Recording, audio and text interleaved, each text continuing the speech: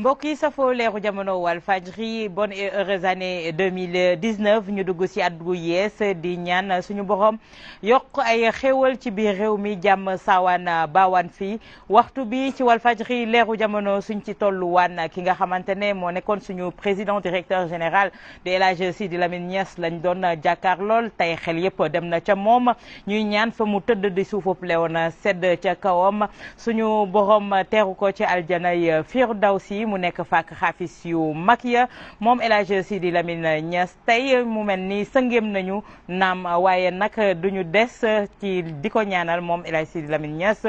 mu bàyyi fi nag li nga xamante ne moo di ndonalu foor loo xamante ne ñi nga xamante ne moom moo di njabootam waaye liggéeykat yi itam war nañ ko mën a wëyal topp ci ay tànkam comme ni ma koy waxee il a semé une partie de lui ci bépp liggéeykat boo xamante ne nekk nga fii ci biir kër gi di Walfadjri leeru jamono at gu yees am ay perspectives yu bëri yoo xamante ne na mën nañ koo dëgmal waaye laata loolu tey ni nga xamante ne noonu lañ koy defee Sidi Lamine nekku fi naam waaye ki nga xamante ne moom moo di taawam di Cheikh Hafiz Niass moom la ñu fas yéene toogal waxtaan ak moom ci ponk yu bëri yoo xamante ne soxal na li nga xamante ne moom moo di ku tedd kooku jóge fii ñu fas yéene ko delloo njukkal waaye itam ñu waxtaan ci li nga xamante ne moo di kër gu toll nii nga xamante ne sanc na ko mu fas yéene dëgmal fanweeri atam ak juróomam ñu fas yéene dellu si waat ci yooyu yëpp waaye laata loolu ma dalal ki nga xamante ne moom moo di Cheikh Hafiz Niass bàyyi ko mu nuyoog askanu Sénégal laata ñuy dox suñu diggante laaj ak tontu Cheikh maa ngi lay nuyu. ok Awa Diop maa ngi lay fay di nuyu mboolem sénégalais yu ñuy seetaan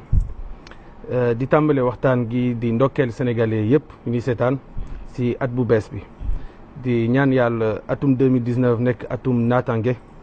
atum wërsëg atum jàmm di ñaan yàlla tamit li gën a neex si 2018 li gën a baax si 2018 nekk li gën a yées li gën a bon si 2019 di profiter aussi si occasion bi di delloo jaal sénégalais yëpp di leen masawu coono di rafetlu seen taxawaay rawatina nag kilifa diine yi kilifa aada yi sénégalais yëpp wax dëgg yàlla seen taxawaay rafet na lool. tiis bi méttit bi diisoon na lool wante nag mujj na oyof ndaxte sénégalais yëpp ko yenu donc di leen remercier encore une fois te di leen souhaiter meilleurs vœux pour cette année 2019. Cheikh ni mu ko waxee ñuy jaajëfalaat kon askanuk Sénégal yëpp ndax tiis bi mu dalee ni mu ko waxee oyof na ndax ñoom ñëpp a ci jàpp muy kilifa diine kilifa aada ak kilifay nguur ñëpp kon ñu leen di delloowaat njukkal Cheikh ñu rendre hommage ki nga xamante ne moo di El Hadji Sidi Lamine Niass ndax su waxtu bi jotaan na minuit ci Walfadjri discours bi ñu doon xaar moo doon El Hadji Sidi Lamine Niass addu tey dëddu na naam waaye sa voix résonne tey ñu fas yéene ko delloo njukkal yow mi nga xamante ne yaay doomam di taawam lëkkaloo woon ak moom lu bëri nga wax ñoo xamal tey li nga xamante ne askanu Sénégal ñu bëri umpale woon nañ ko ci moom. ok Sidi Lamine Niass géej la bu amul tefes Sidi Lamine Niass daanaka mën neen tàmbali waxtaan si Sidi Lamine Niass wante nag mënu ko jeexal dimension nit yooyu noonu jàpp naa ne que tey pour ñu résumer seen dund pour ñu wax si li ñu jot a def il faut que jël benn sagesse. keroog bi yonent bi sallallahu alayhi wa sallam génnee àdduna saxaaba yëpp a ñëw si Aïcha radiyallahu anha ne ko yow mii yaa gënoon xam yonent bi sallallahu alayhi wa sallam yow mii la doon denk ay secret naka la ban comportement la yonent bi sallallahu alayhi wa sallam amoon mu ne leen xuluquhul Qur'an maanaam dundam léppam c'était le Coran un Coran qui marche ak Coran buy dox. Sidi Lamine Niass suñu waxantee dëgg dundam bi yëpp tamit daa méngoon ak lii ak Coran santaane ak lii islam santaane. ba tax na si jaal bi saa yu may dégg yàlla ko yàlla yërëm saa yu may dégg yàlla ko yàlla baal ay bàkkaar daf may xaw a heurté ndaxte nag jàpp naa ne Sidi Lamine Niass amul benn bàkkaar su fekkee bàkkaar mooy ñàkk def li yàlla santaane jàpp naa ne Sidi Lamine Niass amul benn bàkkaar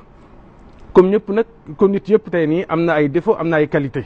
mais en tant que péché yi ñu xam Sidi Lamine Niass amu si benn ndaxte dund naa ko moom gis naa ko dugg naa si intimité am donc mun naa en tout cas jox boobu bii lee leeral te di rajouter benn affaire jëfam tey su ëppul moom manqué wul Sidi Lamine Niass nitu yàlla dëgg la bañ na ko ba chaque semaine soo jëlee ak kaaminu Sidi Lamine Niass daf ko xaaj juróom-ñaari xaaj chaque jour dina lire benn xaaj donc chaque semaine dina wàccee au moins benn kaamin des fois sax dina wàccee ñaar wala ñett kaamin te suñ toogee ajuma yi ñun ñëpp ak xale yi mu mottali kaamin gi tëj ko ñaanal nu donc loolu mooy dimension Sidy Lamine Niass ma jeexalee ko souvent ay boom xam-xam yu mag ku si mel ni Schopenhauer doonu jàpp ne dëgg wala nit am na ñetti étapes yu mu war a franchir bi si njëkk mooy minimisation deuxième étape bi mooy combat après troisième étape bi nag mooy évidence ma jox la misaalu Yonent bi sallallahu alayhi wasallam keroog bi mu yëkkatee islam bi mu taxawee su mont as-Safa on ko minimiser woon ñoom Abu Jahl ñoom Abu Lahab ñëpp a ko minimiser woon ne ko lii moom du dem muy xeex muy continuer mener combat ba bi ñu xamee ne que lii nii dëgg la ñu commencé di ko xeex ba obligé ko mu exilé wu ba commencé xeex bataille Badr Uhud ainsi de suite wante nag tey nii egg na évidence nitu yàlla yëpp tey nii soo xoolee fii Sénégal ku si mel ni Cheikh Ahmadou Bamba ku si mel ni El Hadj Ibrahima Niass ak ñeneen ñi soo limee kenn daanaka yóbbaale gan ñëpp ñoom ñëpp ñett étapes yooyu noonu tey franchir nañ ko ba tey nii egg nañ si évidence Sidy Lamine Niass tamit jàpp naa ne que egg na si évidence ndaxte dundam bi yëpp combat la dundam bi yëpp tey nii xeex na joxe na ay coups recevoir na ay coups wante nag tey nii je pense que Sénégalais yëpp mbooloo nen pour wax ne que effectivement Sidy Lamine Niass c'est l'évidence l'incompris d'hier est devenu compris aujourd'hui mu mel ni ci li nga wax ni tënk na ko ci benn terrain bu ñu naan l'étranger parmi les siens ku mën a décortiquer nga livre boobu tout tourne autour de Sidy Lamine Niass mais d'une manière évasive la ko doon misaale ci boppam moom El Hadj Sidy Lamine Niass comme ni nga ko waxee du ñu wéy di ko rendre hommage tout le temps il le mérite et yaakaar naa ne mën nañ ko di continuer ba àdduna di tukki. exactement tey Cheikh Hafiz Niass ñu bëri naam peut-être tàmbali woon nañ ko doon découvrir yaa ngi woon tout le temps ci ombre ki nga xamante ne moom moo doon sa papa yaa ngi tàmbalee fës bi ndogal gi dalee suñu kaw tey ci polémique itam lañu li ni mel feeñee ci ponk boobu mu ngi aaju woon nag tey ci Sidy Lamine Niass ba mu dëddoo ñu war koo denc ak yi ni mel ñu bëri jug tàmbalee wax mais bi nga waxee itam doon doomam ñu bëri itam am benn capital sympathie boo xamante ne am nañ ko ci yow tey jii mais ci ponk boobu nga dellusiwaat leeral sénégalais yi pour ñu mën a xam lan moo indi woon problème mu Yoff ak Léona. ok tout d'abord événement yi xew yëpp wax dëgg yàlla métti woon na sonnoon nen et je pense que sénégalais yëpp tey d'accord nen que pour wax ne que Sidy Lamine Niass mérité wul bii les fins wante nag di sant yàlla bu baax a baax Nelson Mandela dafa doon wax je ne perds jamais soit je gagne soit j'apprends mu ne du ñàkk mukk imma day gagné wala bokk mu jàngee si man nag si événement yi xew mun naa ne j'ai gagné et j'ai appris gagné naa jàng naa gagné naa ndaxte gëm naa ne que li sama baay bëggoon mébétam yëpp tey nii am na ko ndaxte sama baay daf ma yàgg wax mu ne ma Cheikh adduna bi ñaari yëf moo am destin la ak destination destin Sidy Lamine Niass mooy destin prophétique destin Sidy Lamine Niass mooy destin wu yonentu bi sallallahu alayhi wa sallam ndaxte sama baay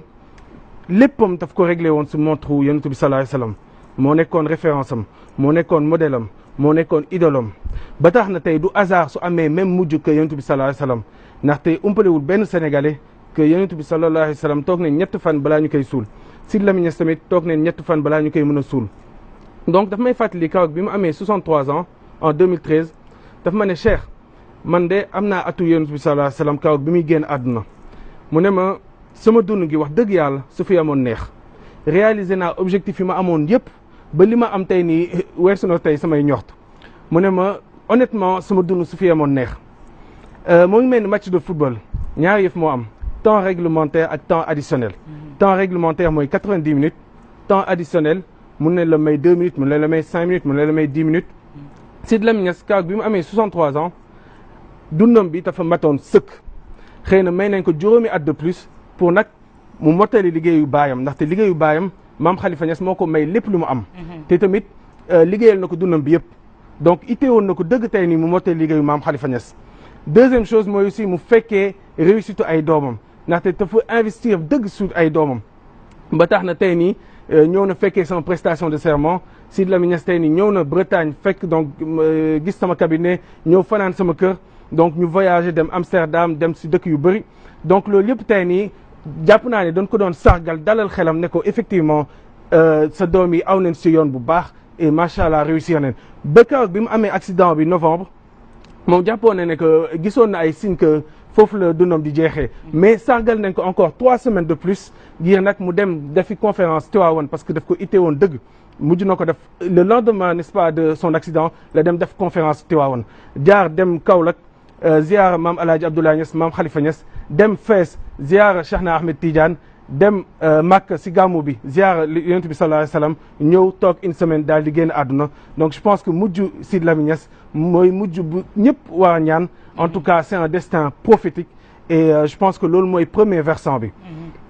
destination Sidy Lamine Niass nag mooy Kaolack destination Sidy Lamine Niass tey mooy mu tëdd su wetu magam bu tedd boobu noonu magam bu sell boobu noonu di sama baay El Hadj Ibrahima Niass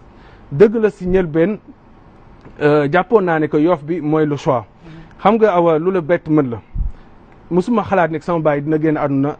2018 bi dama jàppoon ne que dina am 90 ans ndaxte saa yu mu defee bilan de santé moo ñuy gën sax bilan sama baay amul diabète amul tension amul cardiaque donc il était vraiment en bien très portant. bonne santé bien portant donc bi xew-xew bi amee sama rakk yi ñëpp ñëw ne ma Cheikh yow mii yaa gën a xam sunu pap yow mii la doon dénk ay secret donc choix boo jël ñooñu sa ginnaaw dina la soutenir may leen am naa 3 ba 4 arguments première chose bi mooy xëy na waxtaan naa ñaar yoon wala ñetti yoon si dee ak sama pap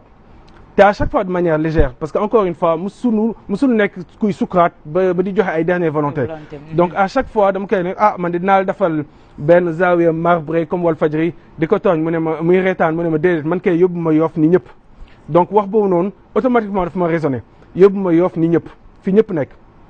deuxième argument mooy Sidy Lamine Niass am na ay doom du benn du ñaar du ñett tey nii bi ñu génnee àdduna xëy na ay tout tànk leen woon tey am na ay rak tey Yoff la leen yóbbu leen Kaolack donc ma jàpp ne foofu tamit beneen indice la pour wane que destination bi Yoff la troisième argument bi ma joxe mooy sama pap dafa jàpp ne que Dakar fii la réalisé fii la amee lépp lu mu am Walfadjri bi fii la ko sampé n'est-ce pas donc Dakar chaque fois ñëpp daf leen waxoon que fii nii Dakar la amee léppam donc ma ne indice boobu noonu tamit xëy na mooy indiqué en tout cas Yoff dernier argument bi mooy Sidy Lamine Niass l'homme multidimensionnel bi mu doon du chef religieux rek mais c'était le patron de presse c'était n'est-ce pas le combattant pour les causes justes donc homme multidimensionnel l'homme de synthèse bref pour man li mu doon incarné voix des sans voix boobu noonu tey nii man jàppoon naa ne que Yoff tey mooy gën a symboliser en tout cas dimension bi mu jëloon ak li mu bëggoon donc loolu moo tax bi ñu toogee waxtaan ak sama rakk yëpp ñoo ma ok nen dem si Yoff bi mais bi ñu demee ba si biir ba si coppaanool bi li tax may accepté Kaolack damay fàttaliku daaw Kaolack bi sama baay El Hadj Ibrahima Niass radiyallahu taala génnee àdduna dama woo sama pap si guddi gi ma ne ko alors noo gisee xilaaf sama pap El Hadj Ibrahima Niass mu ne ma excellent ñetti yoon comme ni ko islam bëggee mu ne ma mission am accomplie foofu sax laa jëlee mission accomplie bi ma laajee ma wax si Sidy Lamine Niass donc gëm naa ko leer na ma tey nii que destination boobu noonu Kaolack su wetu sama pap El Hadj Ibrahima Niass mooy meilleure destination am donc destin am ak destination am tey nii j'ai gagné parce que sama baay gagné na donc loolu mooy première chose mooy gagné naa. mais il fallait pas occulter itam ne Sidy Lamine Niass le patron le chef d'entreprise également mais itam mu bawoo ci famille religieuse. mu am loo xamante ne moo di seen taarix ak seen mbaax. exactement loolu moo tax ma ne la gagné naa te jàng naa gagné naa ndaxte gëm naa ne que destin bi sama papa am te bépp soppe Sidy Lamine Niass bépp soppe Walfadjri bépp soppe l'islam sax dafa war a kontaan si mujj Sidy Lamine Niass parce que c'est un destin prophétique destination am tamit nee naa la c'est une bonne destination tey ñëw ma di wax dama regretter wala daanoon c'est une excellente destination fi mu nekk Kaolack te su wetu magam boobu noonu El Hadj Ibrahima Niass pour man c'est la bonne destination mais gagné naa jàng naa dama jàng sama papa daf may yàgg wax saa yu ñuy analyser maak moom politique daf may wax Cheikh y a des données sociologiques dans ce pays xëy na dama teel a jóge Sénégal fukki at ak ñaar laa jóge Sénégal donc am na yu bëri yu ma xawoon réer donc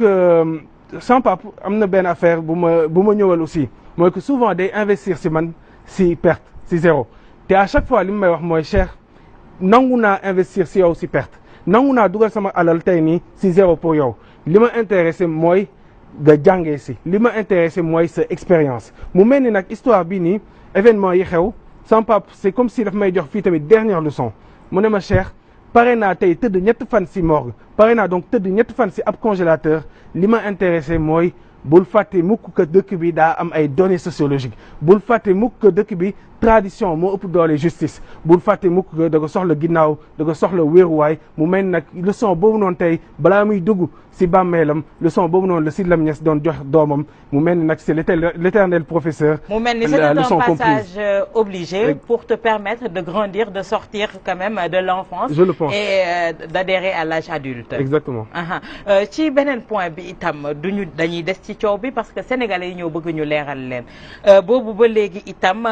ñi ngi dégg yow doo taawu Sidy Lamine Niass Sidy Lamine am na beneen taaw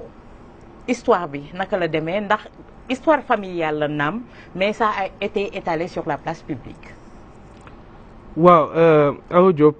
wax dafa jooy ñu laaj ko lu tax ngay jooy mu ne damaa waxte wow moon wax pour man jàpp naa ne que c'est pas le moment de polémiquer tey ni Sidy Lamine Niass amagul ñeent fukki guddi donc jàpp naa ne que tey li nu war tey ni mooy lan mooy ñu ñaanal ko li nu war tey ni mooy ñu jooy ko ba léegi dafa gunu suñu dëy donc affaire yi événement yi wax dëgg yàlla man ñaawlu naa ko dëgg parce que pour man c'est pas le moment maintenant nag comme que posé na ma question bi dinaa joxe au moins ñaari leeral bu si njëkk mooy lan bu si njëkk mooy Sidy Lamine Niass encore une fois nit ku baax la Sidy Lamine Niass waaliw na xaqan Sidy Lamine Niass ku tedd la amul lu ñuul si sowu Sidy Lamine Niass léppam leer léppam set léppam sell donc histoire yi yu ñuy dégg yëpp je pense que réerul kenn su famille bi ki ko yëkkati ak les principaux concernés ñëpp xam nañ l'histoire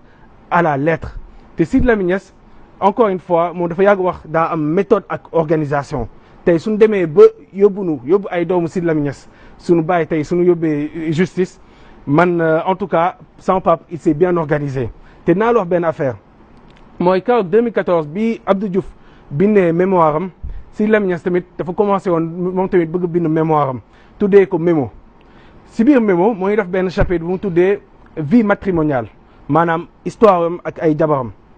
mu raconté tey yaayu xale boobu noonu parce que moo doon première femme am mu raconté naka la ko xamee seen première bi mu ko tàkkee seen première nuit raconté li mu fa fekk ak li ko naw si wax ba kaw bi ñuy bàyyante li ko naw si wax foofu tamit daf si def entre guillemets maanaam naw si foofu noonu mooy wax donc il a donné tous les détails finalement nit ñi ko wër tey ñoo ko ne non lii c'est sensible sama papa dafa yàgg yaakaar ne que tey comme yonent bi sallallahu alayhi wasallam mooy royukaayam et que yonent bi sallallahu alayhi wasallam xam ne léppam ba si intimité am Sidy Lamine Niass jàpp woon na ne que effectivement moom léppam vie matrimoniale am dafa waroon siiw étalé donc histoire jabar ji en tout cas yaayu xale bi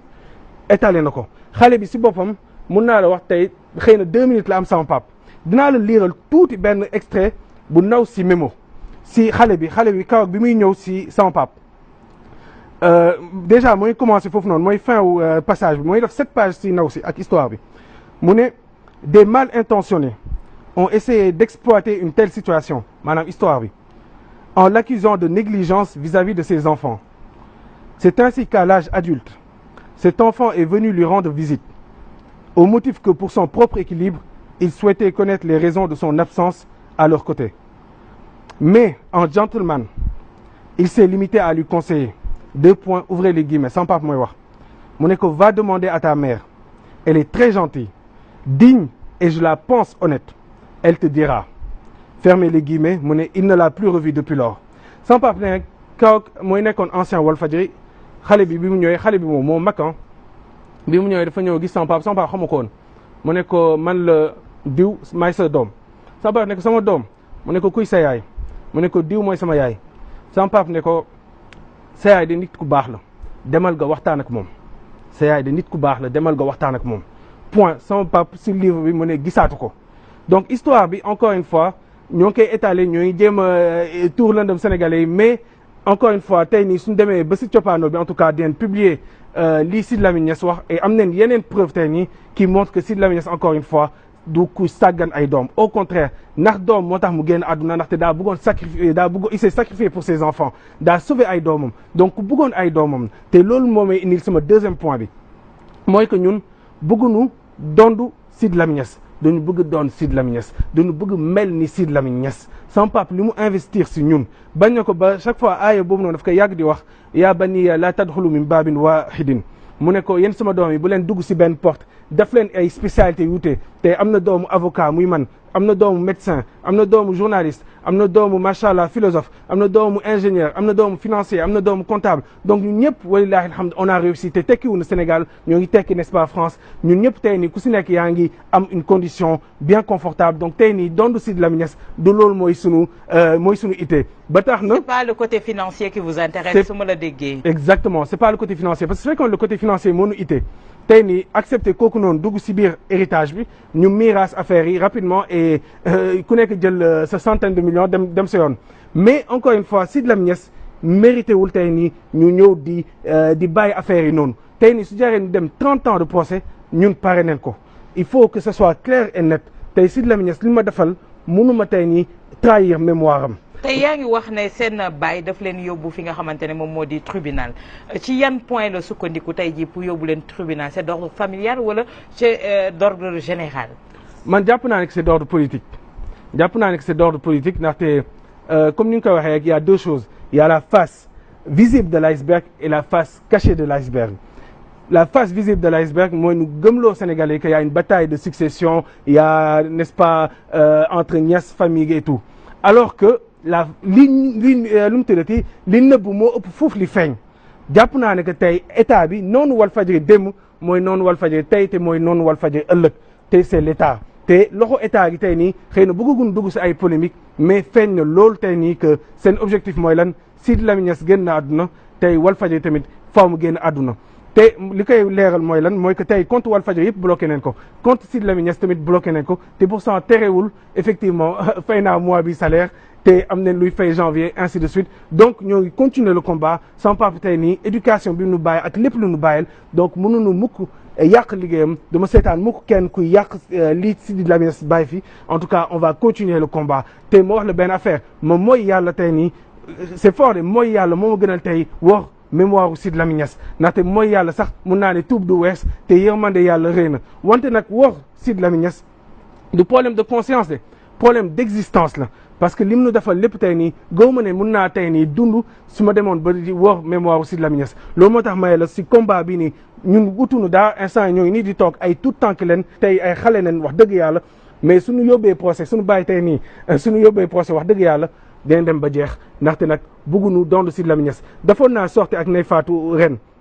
ma ne ko Walfadjri du lu ñuy dond bëgguma nekk PDG Walfadjri te du ma nekk PDG Walfadjri le futur PDG de Walfadjri joxoon naa porté robot ne ñetti qualité lay am benn il sera un homme éthique ku jub ñaar quelqu'un de compétent ku am compétence ñetteel bi un patriote ku bëgg Sénégal donc man jàpp naa ne que tey nii fi may toog nii je suis comme président de la République tey su génnoon àdduna c'est le président de l'Assemblée nationale qui assure l'intérim man tamit instant yi nii intérim laay assuré mais incha allah benn Walfadjri ñaanuma yàlla mu dugg si dondu Sidy Lamine Niass ñu koy miraas donc Walfadjri c'est au peuple sénégalais yi ñoo ko moom ça c'est la première chose te sama papa daf ko yàgg di wax deuxième chose mooy que futur PDG de Walfadjri incha allah du doon man du doon kii man le seul rôle que je vais jouer à Walfadjri mooy gardien du temple mooy lu mu tëddee nekk superviseur loolu mooy sama rôle ñëw toujours veiller à ce que li sama baay doon xeex ligne éditoriale bi muy ligne des masses ñu respecté ko mais encore une fois PDG de Walfadjri dina nekk kenn ki nga xamante ne dinañ ko ràññee ce Sénégal et que combat bi dina mun poursuivre combat Sidy Lamine Niass et je pense que loolu tey moo doon philosophie Sidy Lamine Niass ndaxte Walfadjri du comme yeneen entreprise yi mosoo dégg tey nii Niass fii Niass fa déedéet Walfadjri tey nii encore une fois ay compétences ñoo ñëw ku nekk ak méritocratie la Sidy Lamine Niass réussir def donc loolu moo tax may la mémoire am tey nii il faut que ñu respecter ko loolu moo tax ñun on va se battre mais soxlawuñu dondu Sidy Lamine Niass moo tax lu mu laaj su laajee 30 ans ma ñaan naa yàlla sax tey nii bu ma fekkee fu ñuy mirage alalu Sidy Lamine Niass su jaaree fanweeri at su jaaree plus on va le faire sama papa dafa yàgg wax mu ne phrase u Mao bi daf ko neexoon quand l'ennemi avance je recule quand il recule j'avance et quand il fuit je le pourchasse tey nii ennemi bi bon entre guillemets ñooy avancé ñun ñooy nii ne teg donc defuñu benn démarche ñoo ngi toog den bàyyi lépp affaire yi calmé wu ñu soog a nag di jublu si loolu mais nag yàkkamtiwunu te incha allah Sidy Lamine Niass tey nii ñun dañ ko bëgg te bëgguñu ko tey nii ndax alalam dañ ko bëgg parce que moom moo ñu bëgg moom moo investir si ñun ma nettali rek benn anecdote une semaine balaa muy am accident mois de novembre donc fin octobre bi ak changement climatique France maa ngi Sibrou donc guddi googu chaque jour ñooy déggante bi mu ma wooyee guddi gi ma ne ko ah papa tey moom wax dëgg yàlla mu feebar ak sama baat bu diis bi mu ne ma ok comme on s'appelle demain léegi ëllëg si fekk tene naa mu woo ma mu ne ma Cheikh big de wax dëgg yàlla nalaw ma guddi gi mu ne ma guddi googu yoon dafa téye ak Quraanam kaaminam di ñaan ne ma su dem di am man mii maa war dem waaye du yow ma ne ko papa doo dem du ma dem une semaine après bi mu amee accident am li mu ñëkk def mooy bu ko Cheikh yëg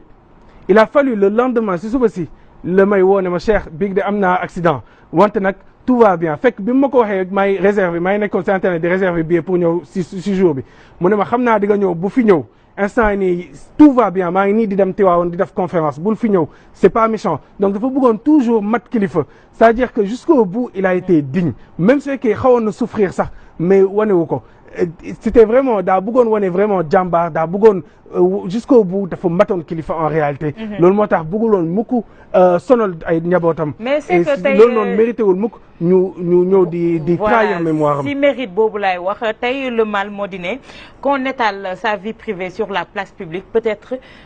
heurté na sénégalais yu bëri tey jii pourquoi vouloir pousser le bouchon plus loin son pap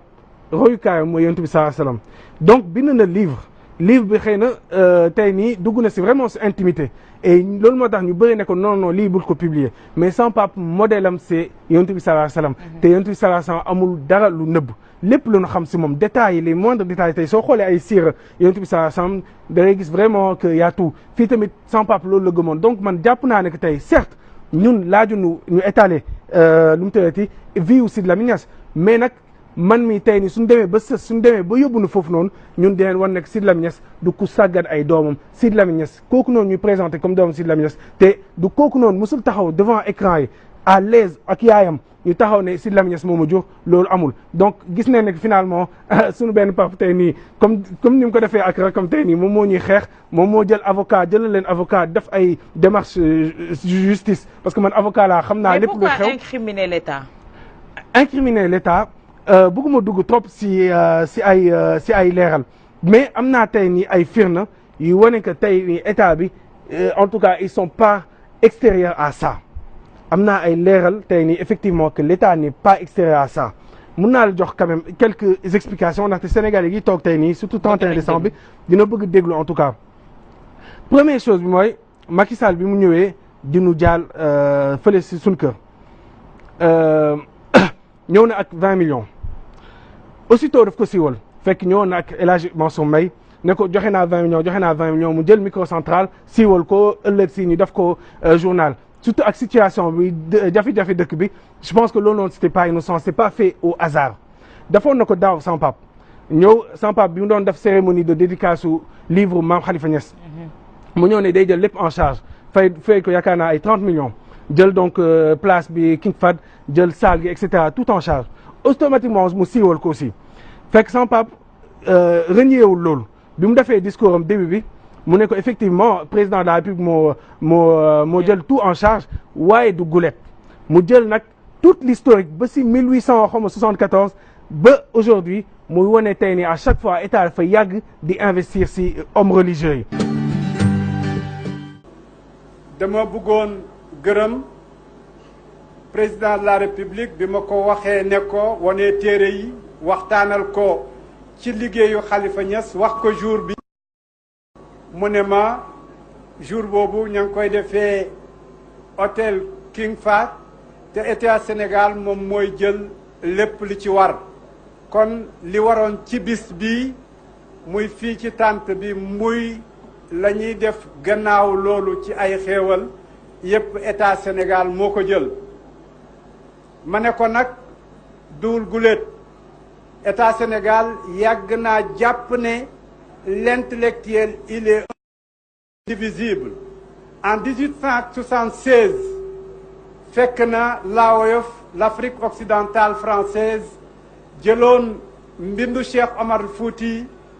édité ko ci Tunisie boobu Cheikh Omar Fouti mi ngi génn àddina ba am fukki at ak ñaar État sénégalais par le biais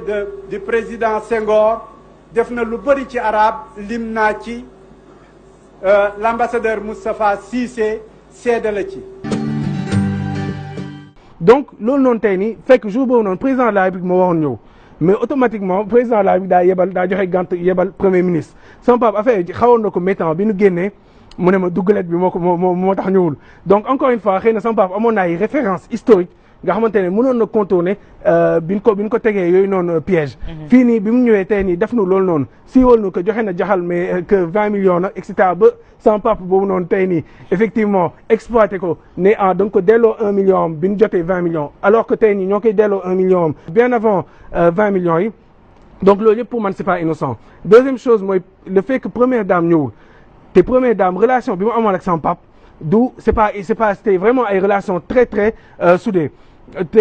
ndaxte li ma jàpp mooy que xam nga jigéen tey moo ëpp yërmande tey su ñëwoon gis ay xale su ñëwoon gis tey ne ay tout tànk xëy na tey ni du nangu mukk tey su gisee opération bi nu bëgg maanaam ñu arrêté Walfadjri du ko nangu mukk donc pour man loolu tamit du hasard. Troisième point yi mooy premier ministre invité nañu dem neen primature toog ak moom bureau.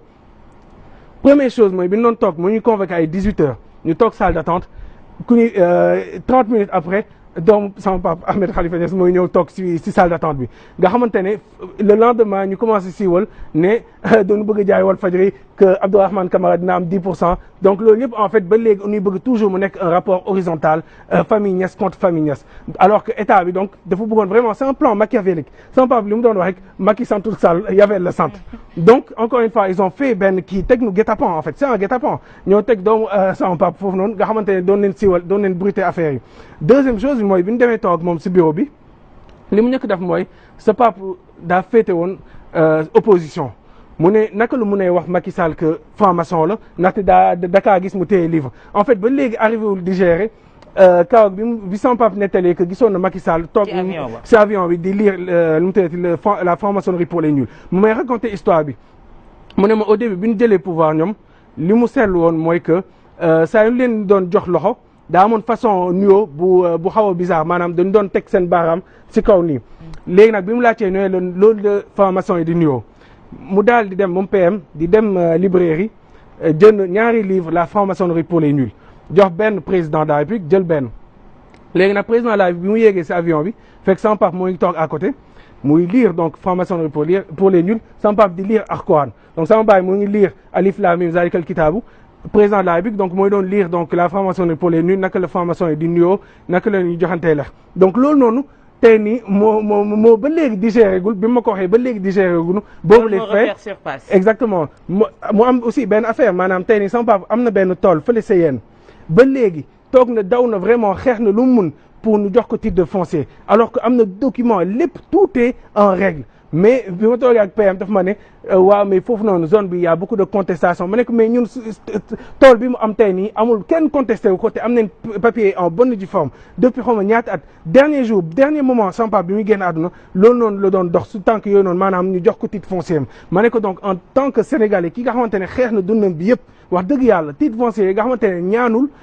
deful dara c'est un droit ba léegi mënuñ ko jox loolu pour man loolu yëpp c'est pas innocent donc il y a vraiment ak tamit le fait que tey nii ñu bloqué contre Walf fii le fait que aussi ñu bloqué tey nii contre sama baay pour man yooyu yëpp c'est pas innocent wante nag yàgg dëgg mooy mujj te gëm naa ne que tey nii lii yëpp ay épreuve na mais suñu sama baay tey nii lii yëpp daf ñu préparer pour que ñu affronter combat bi affronter mission bi. tey l'inquiétude des Sénégalais yaa ngi koy wax les comptes de Walfadjri bloqués les comptes de Sidi Lamine Niass bloqués muy poser la question le devenir de ce groupe de presse là tey ñu bëri jàpp ne faire du Sidi Lamine sans Sidi Lamine est faisable ak hargne bi mu doon demee ak ni mu mënoon faire face. ak li nga xamante ne moo di le pouvoir ak bouclier bi mu nekkoon ci kanamu ñi nga xamante ne ñoom ñoo di ay liggéeykatam ci fànn boobu tey la continuité de Walfadjri est-ce que tey ji mën nañu jàpp ne Walfadjri sous peu dina dem ci yeneen i loxo ndax gis nañu ñuy proposer aide ñii di proposer rachat même suñ koy wax de manière voilée. waaw déjà effectivement bloqué nañ suñu compte yëpp wante nag fay naa mois bi. loolu jàpp naa ne sax maay premier patron bu fay n'est-ce pas salaire am dès le 20 commencé naa fay charge yi joxe naa cadeau de Noël mois de janvier tamit den teel a fay ainsi de suite incha allah donc effectivement ku doo mun kuy saaga donc ñun demoon ci médias yi di def ay bruit on vient on travaille et on paye donc ça c'est la première chose. Deuxième chose bi mooy lan deuxième chose gi mooy affaire yi continuité la de rupture lépp tey la wàllu gën a aay lépp li sama baay doon xeex démb tey deen continuer di ko xeex lépp lu mu bañoon démb tey deen continuer di ko bañ lépp lu mu nangoon deen wéy di ko nangu donc encore une fois le roi est mort vive le roi donc ça c'est vraiment important on fera du Sidy sans Sidy donc pour man il faut que vraiment sénégalais yi seen xel dal si loolu maanaam la voix des sans voix boobu noonu mu teg la ligne des masses mur des lamentations bi mu bëggoon tey nii ñun di leen continuer si loolu di ñaan sénégalais yi tey suñuy continuer si yoon boobu noonu ñu jàppale nu suñu tegee yoon boobu tamit ñu jubanti nu ndaxte nag loolu donc tey nii mooy ADN Walfadjri mooy ruuxu Walfadjri donc on va continuer le combat bien sûr dinañ indi suñu plus-value bien sûr dinañ indi suñu valeur ajoutée bien sûr dinañ indi ay coppite bu mu gën a neex a dégg bu mu gën a neex a xool loolu moo tax investir neen soo xoolee tey plateau information bi tamit macha allah def nañ ko ba mu esthétique nga xamante ne décor naturel sans pas mébétam aussi moo doon def tout écran plateau yi donc loolu tamit moo ngi ñëw bëgg na sotti lépp ba nga xamante ne kii toog di seetaan day jàpp ne affaire yi moom macha allah lépp il faut ngay ñëw nag nank de manière évolutive programme bi yooyu yëpp di indi nga xamante ne sénégalais yi dak di leen apprécier au fur et à mesure donc loolu na ça c'est un deuxième chose mooy da nga ne effectivement ñiy woote dégg naa président de la République dégg naa président Abdoulaye Wade ne dañuy dimbale Walfadjri walillahi alhamdu soxlawuñu dimbal li ñu soxla Awa Diop Ndiaye xam nga mooy lan mooy tey ni ñu respecter le marché du travail que président de la République respecter la loi de l'offre et de la demande ndaxte nag tey soo xoolee Walfadjri c'est pas normal audience bi mu am ak ni mu duggee si xolu sénégalais yi tey nii audience boobu noonu reflété wul suñu part de marché donc suñu amoon tey nii ne serait sax moitié suñu audience part de marché donc là on est riche plus que riche et c'est ça le problème c'est-à-dire que hommage bu mu mun def Sidy Lamine Niass bu gën a rëy du def ay boulevard du def ay maison de la presse Sidy Lamine Niass déedéet hommage bu gën a rëy tey nii mooy créer benn institut comme tubaab yi ñu ko defee maanaam médiamétrie ñu xam exactement chaque jour audience bu nekk programme bu nekk ñaata la am audience ak tamit part de marché am nga xamante ne au moins dina am lisibilité c'est ça le problème fii nii Sénégal maanaam chaque fois état xoolal tey nii dans quelques jours ñooy dugg si benn combat benn lamb nga xamante ne daanaka campagne la foofu noonu état bi président de la République investir na xaalis bu dul jeex ba promoteur bi nga xamante ne fàtte woon nañ ko tey nii moom moo ñëw nax ko promouvoir donc loolu yëpp pour man lu tax mu may gêner parce que c'est du privé maanaam xaalisu contribuable sénégalais ngay ñëw sotti ko si benn promoteur nga xamante ne tey boppam la fi nekkal si ay sportifs nga xamante ne même s'ils sont respectables tey nii seen bopp lañ fi nekkal donc finalement li ñuy woowee sport national patrimoine national ainsi de suite finalement day yàq le jeu de la concurrence day fausser la concurrence et que forcément dina léser yeneen parties yi tey Walfadjri loolu moon dal soo xoolee yeneen télé yi chaque fois événement yi ay concert da ngay dégg sous le haut parrainage du président de la République première dame ministre député yi directeur et cetera te loolu noonu c'est pas gratuit maanaam loolu noonu den dugal ay centaines de millions et loolu noonu soo ko defee finalement ñeen promoteurs yi ils vont être lésés et c'est ça tey tout le problème du Sénégal c'est ça c'est que taxas moo féete bor tey nii état gi seen logique bi yëpp mooy avec moi ou contre moi et loolu tey moo moo yàq lépp en réalité tey suñu respecté woon lépp Walfadjri tey je veux dire ñëpp d'accord ne que audimat bi nu am audience bi nu am lu tax gars yi di ko ut à chaque fois c'est parce que on est aimé par le peuple du Sénégal tey ci fànn boobu tey jii ñu bëri dañu jàpp ne suñu changé wul ligne éditoriale c'est la mort programmé de Walfadjri ndax ligne éditoriale boobu tey mën nañ jàpp ne moom moo ñu xañ part de marché yooyu tey ngay évoqué tey jii est-ce que assurance bi nga xamante ne sénégalais yi ñu ngi toog di ko xaar mooy la voix des sans voix bi mu mës a nekk tey jii est-ce que tey mën nañu xaar mu continuer même bu fekkee ne am na benn goulot d'étranglement bu ñu téye. nee naa la sànq tey la wàllu gën a aay le roi est mort vive le roi incha allah di leen continuer yoon boobu noonu duñ si changer virgule bien sûr. dina am forcément yenn coppite yi pour gën a neexal pour que kii seetaan gis tuuti ay maanaam benn changement mais nature bi ruuxu Walfadjri ADN am encore une fois du changer parce que tey nii sinon tuddee nu beneen tour quoi parce que Walfadjri si boppam mooy voix des sans voix loolu moo tax sax ma ne slogan bi dootu nekkati votre fidélité notre fierté mais la voix des sans voix ndaxte ñëpp d'accord ne tey nii que Sidy Lamine Niass combat bi mu doon combat c'était masse bi sénégalais yi donc di leen continuer loolu noonu est-ce que c'est rentable c'est pas rentable loolu sénégalais yi parce que jàpp naa ne que tey sponsor li ko intéressé lépp mooy lan mooy audimat fii nga xamante ni foofu la ñëpp di seetaan te tey Walfadjri audience am wax dëgg yàlla kenn du ko werante li nu am loolu moo tax encore une fois ma ne suñu bëggee rendre hommage Sidy Lamine Niass buñ ko defal ay tuddee ko ay rue wala leneen nen ko jox rek benn institut nen def benn institut nga xamante ne den am lisibilité chaque jour chaque heure parce que tubaab bi loolu na chaque matin 9h den xam bi la ku nekk programme bu nekk lan moo doon audience am ak part de marché am donc loolu tey suñu amee lisibilité boobu noonu tey ñoo ngi si benn monde de transparence ak mondialisation bi am tey noonu loolu suñ ko amee wóor na ma tey Walfadjri dangeen gis ne que su nekkul P moo ngi 2 su nekkul 2 moo ngi 3 mais mënul nekk beneen mënuñu wàcc si podium bi et tey loolu noonu tey en principe part de marché daa war a suivre donc su fekkee sponsor audimat moo ko intéressé audience moo ko intéressé walilahi alhamdu fii nii y a l'audience nécessaire. Transition en général day doon lu jafe te dañu toll ci benn phase de transition tey jii pour rassurer également itam ci la situation juridique de cette maison-là, sur sa situation financière également, même si on paye les salaires, mais xam nañu ne télé li koy doxal ak rajo ak quotidien en même temps groupe la ñu wax c'est du lourd tey jii comment faire pour rentabiliser ak transition boobu comment cela va se passer? waaw comment ça va se passer comme sama jamono baay dinañ continuer sama papa tamit je veux dire affaire métti woon na man gis naa man déjà France bi mu nekk amoon na affaire ay kër yëpp maa ko jaayal à chaque fois dafa mel ne Cheikh weer bi de moom métti na et cetera jaayal ma benn kër automatiquement ma jaayal ko envoyé ko xaalis bi mu dugal lépp si Walfadjri donc encore une fois sama papa li mu jàppoon déjà alalam yëpp lu tax may la bëgguma dondu sama baay parce que alalam yëpp moom dafa ne woon ay munitions la daa nekk combat donc am na ay kër nga xamante ne munitions la ko jàppee saa yu ko état bi songee rek mu dem jaay benn kër dugal ko si Walfadjri donc encore une fois ñun on va continuer à investir su Walfadjri su fekkee mënul supporter ay charges am ñun tamit den dugal comme moi bi comme ni ma la ko waxee et ainsi de suite on va toujours continuer di supporter entreprise bi te dinaa la wax benn affaire Walfadjri soo xoolee yeneen entreprise de presse yi gis nañ ko ren entreprise yu bay ay vague de démission et cetera donc dem na ba yeneen yi nga xamante ne moom lañ doon gën a soow jàpp ne foofu la yëpp nekk fa la or bi nekk gis nañ ko finalement Walfadjri yeesul benn entreprise wax dëgg yàlla donc encore une fois kenn gënul kenn. Donc partout c'est difficile il y a un marasme économique donc tant que loolu noonu tant que respecté wuñu le jeu n'est-ce pas de l'offre et de la demande tant que respecté wuñu la concurrence saine et loyale donc dina jafe pour ñëpp parce que c'est ça c'est-à-dire que tey état bi su jógee jàppale kenn jox ko ay centaines de millions en réalité yàgg tamit dina am un retour du bâton parce que mun du dem donc encore une fois ñun tey nii on est serein.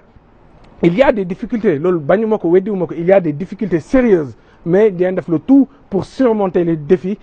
pour surmonter tey nii ce combat nag sama baay tey nii en tout cas li mu fi tabax li mu fi bàyyi c'est déjà immense moom amu ko woon il s'est battu tey nii 35 ans pour mu am li mu am tey nii man jàpp naa ne que tey la Walf gën a yomb jaay tey la Walf tey nii gën a tey nii yëkkati donc incha allah bien vrai que les difficultés sont là mais on va relever le défi incha allah. di ñaan sénégalais yi tamit ñu jàppale nu parce que c'est un combat te lu ñuy jàppale surtout mooy ay ñaan. tamit tey nii suñu amee ay combat su état bi songeenu parce que normalement jaay doole donc tey nii mooy tax ñu taxaw mais suñu continuer suñu kii gëm naa ne que tey ba ilaa yow mi deen mun fay salaire yi te Walf comme sama baay li mu bëggee woon maanaam den fête centenaire am te incha allah dinaa def le tout en tout cas pour que Walf di wéy jusqu'au bout. si fête boobu ngay wax Walfadjri du hasard lay wax y a jamais de hasard. bi Walfadjri am 35 ans si la ñuy màggal ñeent fukki guddi ki nga xamante ne moom moo di Sidy Lamine Niass donc coïncidence boobu cher le 13 janvier la Walfadjri am 35 ans le groupe le 13 janvier boobu la Sidy Lamine di am ñeent fukki guddi ci suuf. waaw du hasard te man jàpp naa ne sax sama pap daf nu gisoon na affaire que du ko fekkee ndaxte mois de septembre bi ñëwoon naa donc vacances une semaine. mu am benn bis donc réunion ak commerciaux yi donc madame Ba mu ngi toog madame Cissé Jim ak monsieur Faye donc am nañ 4 CD ñoom ñëpp donc pôle commercial ak comptabilité bi ñu defee donc réunion commerciale mu jékki-jékki si biir parce que souvent daf ñuy waxtaanal donc ñu ñëpp suñuy def ay AG ay réunion day waxtaan benn moment mu ne man sax léegi sentir naa que léegi tey ma bàyyi leen liggéey gi ngeen continuer ma dem nekk si leneen loolu la wax exactement ma koy tooñ parce que souvent sama papa su waxee benn affaire dama koy bëgg indi contradiction pour mu argumenter ma ne ko est-ce que loolu 2020 la mu ne ma 2020 de sori na ma ne ko 2019 xanaa mu ne ma 2019 sax sori na ma ne ko balaay fin d'année mu ne ma c'est possible may reetaan mu ne ma sérieusement nag li ma lay wax dëgg la ma jox ko sax idée ma ne ko defal ni Youssou Ndour maanaam nekkal PCA nommé benn DG comme ça nga xamante ne di nga am toujours tànk fii mu ne ma mukk man kay imma ma amee lépp téye ko wala ma génn bàyyi leen complètement si liggéey bi te man sentir naa ne que léegi nii dama leen bëgg bàyyi ngeen continuer liggéey bi ma dem nekk si leneen exactement mot pour mot loolu la wax tey te am naa ñeent seede donc Sidy Lamine Niass sentiroon na vraiment que tey nii 35 ans et tout ça mission am daf ko accomplir nee naa la kaw bi mu amee 63 ans yi pour moom mission am accomplir na ko bien sûr xaarul dee dab ko continuer di liggéey di bind di xalaat mais moom xamoon na que à tout moment mission am jeexoon na ba su fi yemoon neex su fi yemoon depuis 63 ans yi sax accomplir woon na mission am donc tey ni 35 ans yi encore une fois Sidy Lamine daf ñu bàyyi pour ñu continuer mission bi tey 40e jour boobu noonu tey loolu yëpp pour man du hasard il le savait en tout cas joxoon nañ ko ay indice parce que sama papa dafa yàgg côté baatin bi dafa nekkoon lu dëggu si moom képp ku ko xam nañ ne que daf bëgg ko woon fësal trop donc bëggul woon def trop ñi comme ñoom Selve et tout mais lu mu tëddati élection Macky 2012 yi gisoon na ko ba Macky sax xam na si daa defoon na ko ay yëpp incha ba yàlla def mu nekk président 2000 bi naka si noonu lu mu tëddati ay match de football des fois day ñëw jox la résultat exact sama papa am na benn prophétie bu mu defoon 2013 bi mooy bi mu amee atu Yonent bi sallallahu alayhi wasallam mu ne 2019 gisul élection am loolu wax na ko ñëpp ñu ko xam mu ne 2019 gisul élection am wax na sax lu gën a gaaw dafa ma ne 2019 élection bu Macky organisé maanaam mu gagné ko wala ñu gagné ko loolu du am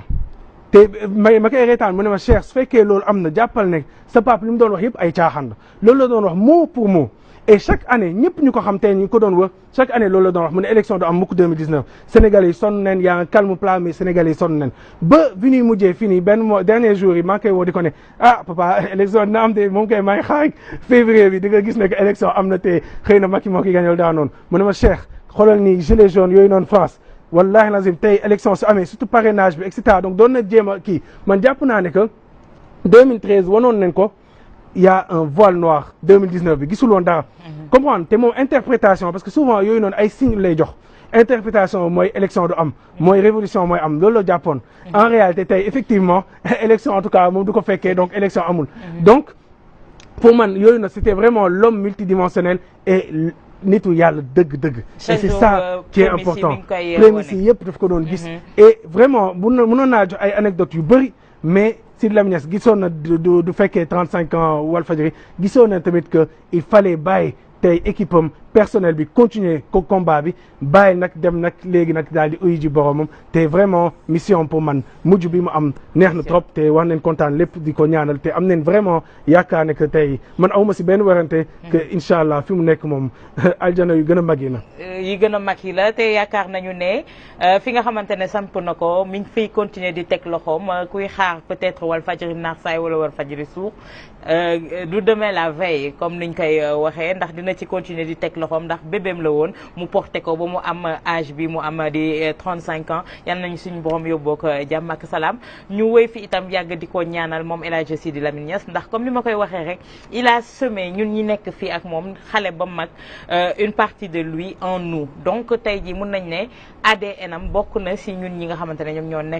nekkoon ak moom fi nga xamante ne moom moo di Walfadjri et il continuera d'être là parce que ku ci nekk sooy def rek da ngay jàkkaar ne Sidy Lamine Niass mi ngi taxaw ba léegi di waxtaan ak yow di wax ak yow mais Cheikh Hafiz dañu gis ne itam El Hadji Sidy Lamine Niass doon ko du yomb yow mi doomam sax mënoo koo doon ndax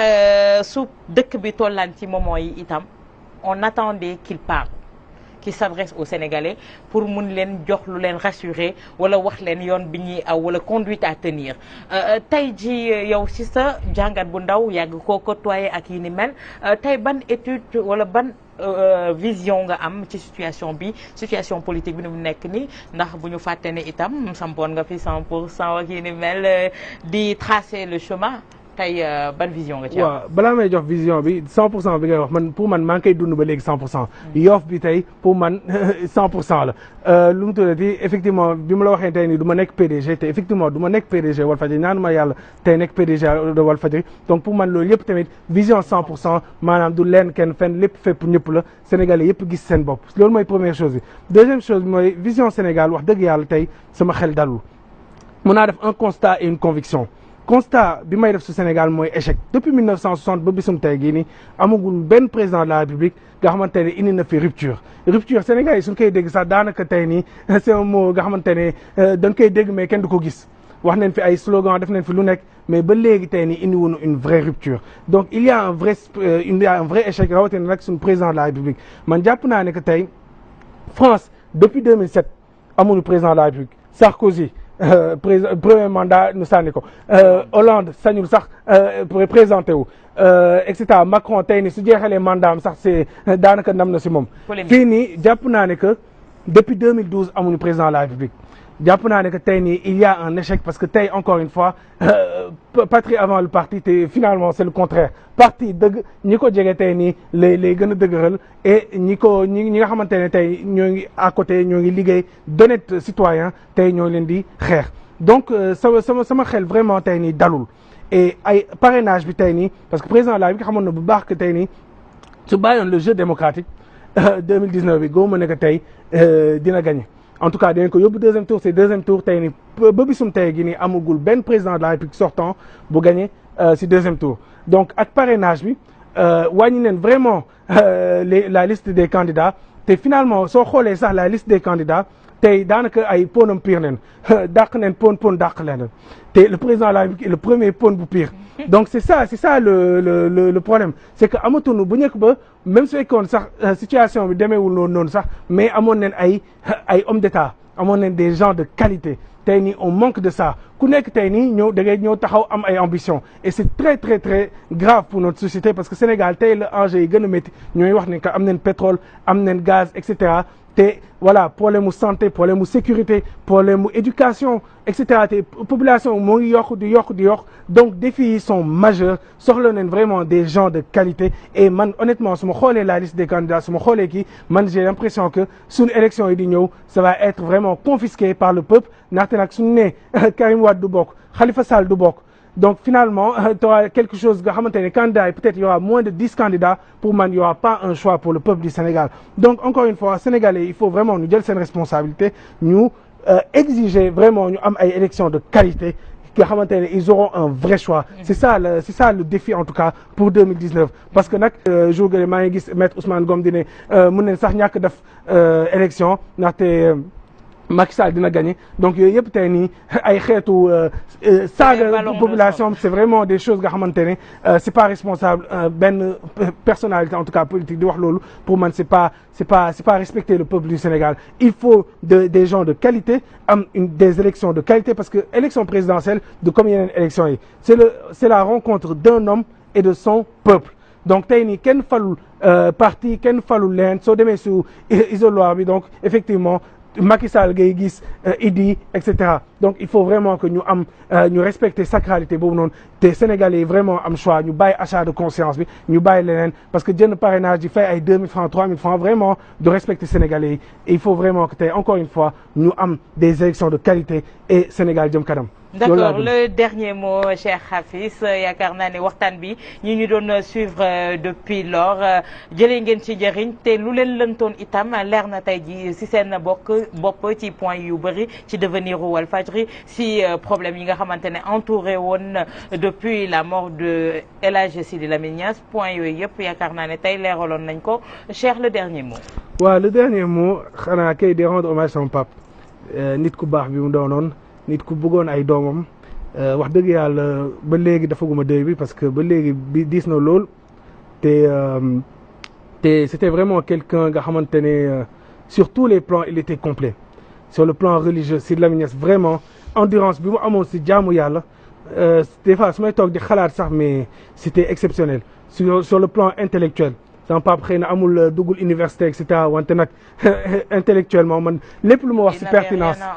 il n'avait rien à envier lépp lu ma wax man personnellement si lu pertinent rek jàppal ne 80% yi sama baay laa ko jëlee donc su dul mot pour mot en tout cas idée gi si moom laa ko jëlee donc quelqu'un nga xamante ne il était vraiment bon Sidy Lamine Niass c'était vraiment ça sur tous les plans. C'était un père affectueux ku bëggoon ay doomam c'était un époux aimant musul tardé dépenses au contraire day yokk musul wàññi c'était un patron juste musul tardé salaire doon na fay respecté ay employés am bañ na ko ba li mu doon yàgg wax mooy xamul liggéeykat xamul doom xamul leneen li mu xam mooy ay nawde donc il apprenait toujours du plus petit qualité écoute bi mu amoon c'était extraordinaire donc encore une fois mën leen wax si Sidy Lamine Niass en tout cas ay heures et heures donc c'était ça loolu moom été woon dëgg deuxième chose encore une fois di dalal xelu Sénégalais yi dañu ne Walfadjri nag c'est un défi Walfadjri on va continuer bien sûr dañu diaboliser bien sûr dañu xeex bien sûr dañu dégg lu nekk parce que commencé na déjà premier jour sama papa bi mu génnee àdduna dégg ne lu nekk xeex alalu àdduna tey nii jaaral na nit wax lu nekk donc mais di wax Sénégalais yi ñun jàppale leen ñaanal leen on va continuer le combat et loolu donc moo am solo wax nga sànq benn affaire bu am solo mooy que sama papa Walfadjri bébéem na man jàpp naa ne que Walfadjri effectivement du ma taaw Sidy Lamine taaw Sidy Lamine Niass tey nii mooy Walfadjri taaw Sidy Lamine Niass tey lépp li ma doon li ma am li Sidy Lamine Niass doon li mu am tamit tey nii Walfadjri moo ñu ko may donc on va continuer ce combat voix des sans voix loolu donc mooy dëgg te incha allah maa ngi jox rendez-vous on va continuer di wëy en tout cas lépp mission am di innover di en tout cas satisfaire Sénégalais yi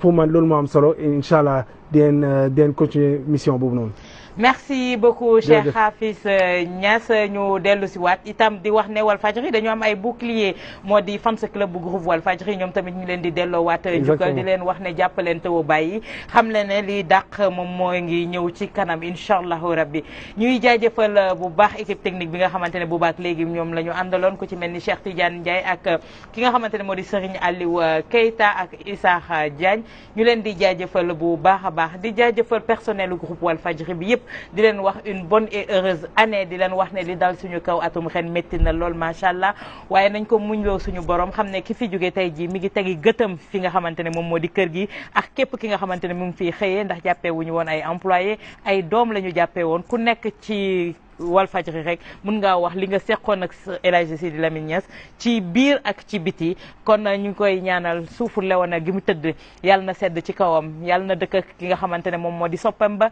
di Seydina Muhammad sallallahu alayhi wa sallam suñu xel dal na ca suufu lewana googu mu tëdd ak fi nga xamante ne moom la tëdd mooy wetu El Hadji Ibrahima Niass ndax xamoon nañu rapport gi nga xamante ne ñoom ñaar itam amoon nañ ko ne fonkoon na magam jooju lool kon ñu leen di jaajëfal yéen ñëpp di leen wax bonne et heureuse année encore une fois di leen wax ne bu leen mës a bàyyi jàppaleen mu dëgër incha allah ñu nag yéen ba faw